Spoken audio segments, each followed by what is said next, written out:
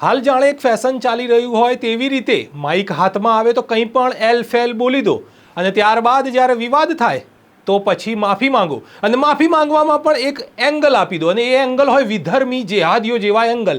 આવા એંગલ આપીને ધાર્મિકતા પર બોલીને એ વિવાદને કંઈક અલગ જ એંગલ આપી દેવાનો આ વાત છે. અને આને લઈને જ હવે ઈસુદાન ગઢવીએ પણ પ્રહાર કર્યા છે અને ક્ષત્રિય સમાજની વાત કહી છે અને એમના ઇતિહાસની પણ ઈસુદાન ગઢવીએ વાત કહી છે. આ ઉપરાંત તેમણે શું કહ્યું છે તેને લઈને વાત કરીશ આ વિડીયોમાં. નમસ્કાર, નવજીવન ન્યૂઝમાં આપનું સ્વાગત છે. હું છું આપની સાથે ફૈસલ મંસૂરી. કેટલાક લોકો માઇક હાથમાં આવતાની સાથે જ કંઈ પણ બોલતા હોય છે અને તેમની આ જબાનના કારણે જ કેટલાક લોકોની લાગણીઓ દુભાતી હોય છે. પરંતુ જ્યારે લાગણી દુભાઈ જાય છે ત્યારે સીધે માફી માંગવાની જગ્યાએ બીજું વિધર્મી, જેહાદી અને બીજા ધર્મની પણ વાતો કરતા જોવા મળતા હોય છે. કારણ કે તેમને હવે જે વાત તેમણે બોલી દીધી હોય છે, તેમને જે વાતના કારણે અથવા તો તેમના જે શબ્દોના કારણે વિવાદ થયો છે તે વિવાદને વાળવા માટે અથવા તો સામેવાળાને કંઈક બીજા ધર્મ વિશે બોલીને સારું લગાડવા માટે આવા એંગલો આપતા હોય છે. આપણે જોયું હશે આપણા રાજ્યમાં પણ ઘણી વખત જોવા મળે છે કે ધાર્મિક કટ્ટરતાને લઈને પણ ઘણા લોકો બોલતા જોવા મળે છે અને કેટલાક બીજા એવી માનસિકતાના લોકોને સારું પણ લાગે છે. આ બંને ધર્મના લોકો હોય છે, દરેક ધર્મમાં કેટલાક આવા લોકો જોવા મળતા હોય છે. પરંતુ ઘણી વખત આવા જે માઇક હાથમાં આવતાની સાથે કંઈ પણ બોલતા હોય છે તેના કારણે ઘણી વખત ખૂબ જ ઘણા બધા સમાજનું દિલ દુખાતું હોય છે, લાગણી દુભાતી હોય છે. એવી જ રીતે આપણા રાજકોટના લોકસભાના ઉમેદવાર પરસોત્તમ રૂપાલા, તેમના પણ હાથમાં માઇક આવ્યું અને તેમણે પણ ત્યાં સ્ટેજ પરથી કંઈક એવું બોલ્યું કે ક્ષત્રિય સમાજને ખોટું લાગ્યું અને કેમ ખોટું ના લાગે, કારણ કે તેમણે જે વાત કહી હતી એ ક્યાંક ને ક્યાંક લાગણી દુભાવે તેવી હતી. આપ સાંભળો પહેલા કે પરસોત્તમ રૂપાલાએ શું કહ્યું હતું. અને બીજાય ખૂબ રહ્યા, અંગ્રેજોએ ખૂબ રહ્યા અને એને દમન કરવામાં બાકી નહોતું રાખ્યું છે.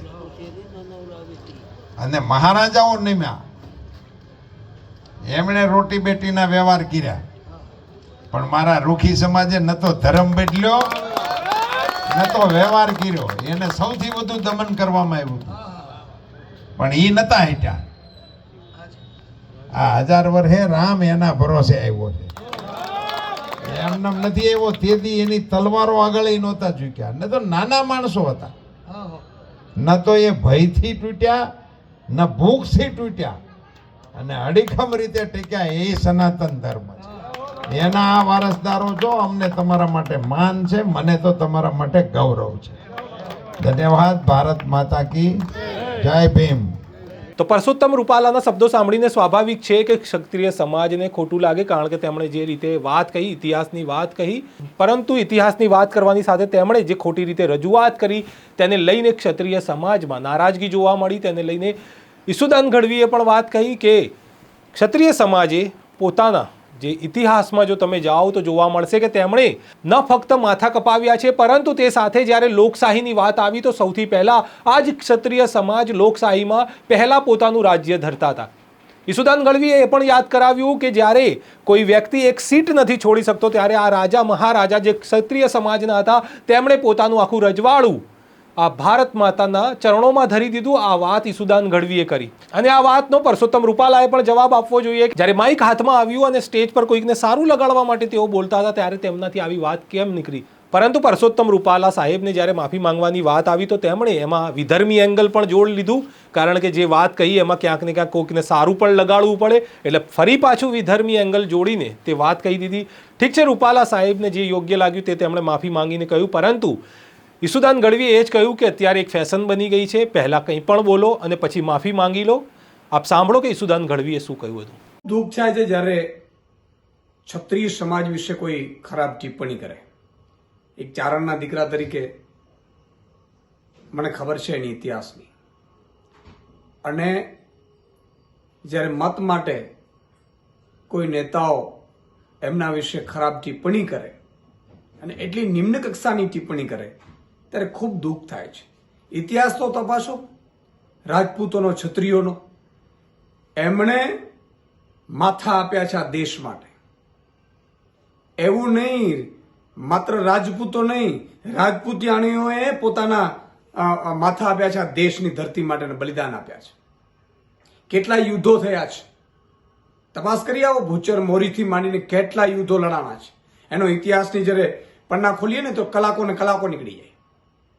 ત્યારે આ ખૂબ જ નિંદનીય ટિપ્પણી છે અને પહેલું રાજ અત્યારે કોઈ ખુરશી નથી આપતું, ટિકિટ કપાય ને તો એને ઊંઘ નથી આવતી, ત્યારે રજવાડું આખું કૃષ્ણકુમારસિંહજીએ ભાવનગર મહારાજાએ પહેલું આપી દીધું હતું. ત્યારે હંમેશા કોઈ પણ સમાજ વિશે ખરાબ ટિપ્પણી કરતા સૌએ બચવું જોઈએ.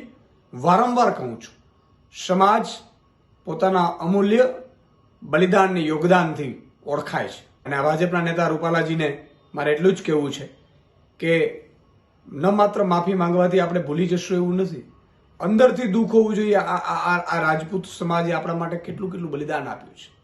ખૂબ દુઃખ થાય છે. અને ફરીથી કોઈ પણ નેતા હોય, કોઈ પણ વ્યક્તિ હોય, કોઈ શું કામ બીજી સમાજ ઉપર ટિપ્પણી કરે? શું કામ કરવી જોઈએ? આ એક નવી ફેશન શરૂ થઈ છે જે દુઃખદાયક છે. જય હિન્દ, જય ભારત.